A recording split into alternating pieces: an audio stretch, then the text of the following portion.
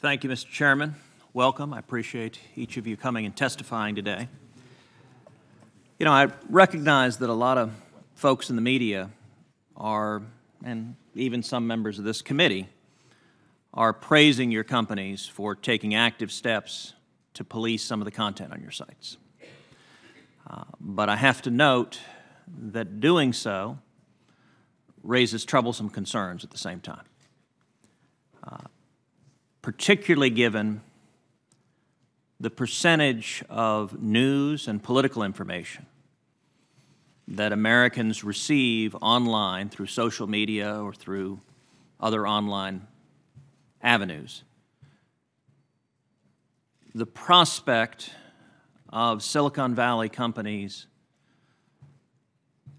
actively censoring the speech or the news content is troubling to anyone who cares about a democratic process with a robust First Amendment. Take one example, which is Google. In December of 2015, a professor at Northwestern University conducted a study analyzing Google search results. He searched for the names of all 16 presidential candidates at the time and discovered that Democrats on average had 7 favorable search results among Google's top 10, and Republican candidates had 5.9 positive articles. And indeed, of the major candidates at the time, Hillary Clinton had 5 positive search results and only 1 negative on the first page. Donald Trump had 4 positive and 3 negative search results on the first page. Bernie Sanders had 9 positive results without a single negative result on the first page. And a final candidate, the junior senator from Texas, had a total of 0 positive results on the first page.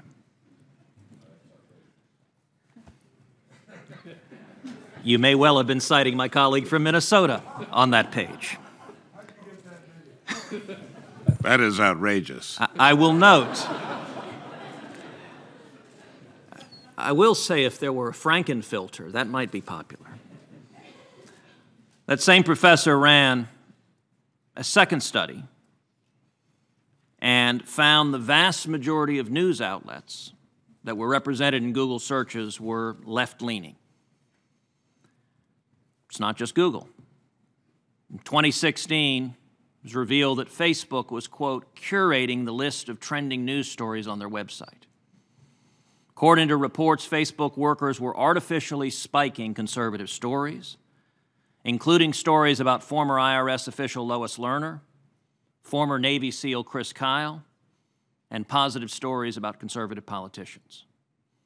The reports also revealed that stories by conservative outlets like the Washington Examiner or Newsmax that were popular enough to be picked up by Facebook's trending stories algorithm were nonetheless excluded until the New York Times and CNN began covering the same stories.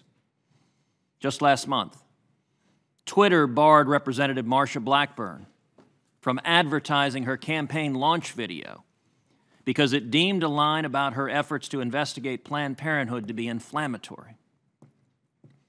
The Susan B. Anthony list recently had a video advertisement against a political candidate blocked on Twitter because it referred to partial birth abortion as being akin to infanticide. Now, those are all political positions that people can take in our democratic society. But it is disconcerting if those political positions become a lens through which the American consumers consume news. So I want to ask each of you, do you consider your sites, Mr. Edgett and Mr. Stretch, to be neutral public fora? Senator, we think of Facebook as a platform for all ideas, and we have boundaries in the sense that we don't permit certain categories of content, such as hate speech, but within those guidelines, we do not in any way discriminate on the basis of viewpoint or ideology. So I'm just trying to understand, is that a yes or no whether you consider yourself to be a neutral public forum?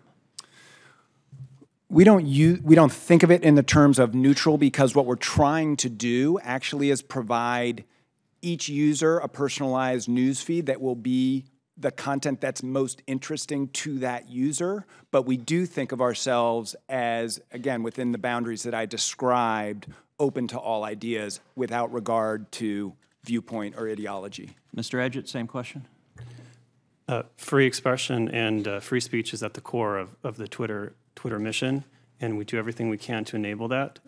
Obviously balancing things, like Mr. Stretch said, against violence, violent threats, or abuse and harassment. But we believe that allowing the public and open platform that the Twitter serves its community is one that's important to debate and discussion. And Mr. Chairman, if I can ask a final question, I'm at the end of my time. But I how do you respond? Chairman, Last I checked, I'm not going to object, but I would note that, Chairman, you and I are the only two who sat through all of this today, and I would like to have a chance to ask a question before You will. the vote's Quick over. question. But of course, I'll let Senator Cruz go ahead. Good.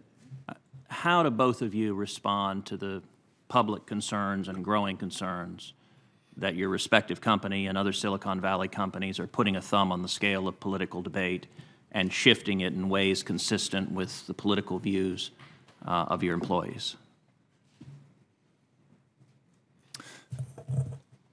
Senator, again, we think of ourselves as a platform of all ideas, and we aspire to that. We are acutely aware of the possibility of unconscious bias across a range of issues, not just politics, and we train our employees on that for that precise reason. We want to make sure that people's own biases are not brought to bear in how we manage the platform.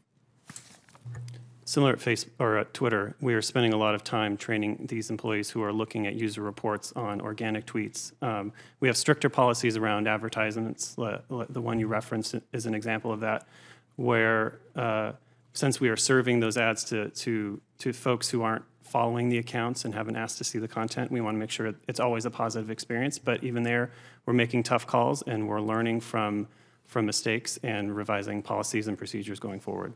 But our goal and one of our fundamental principles at the company is to remain impartial. Thank you.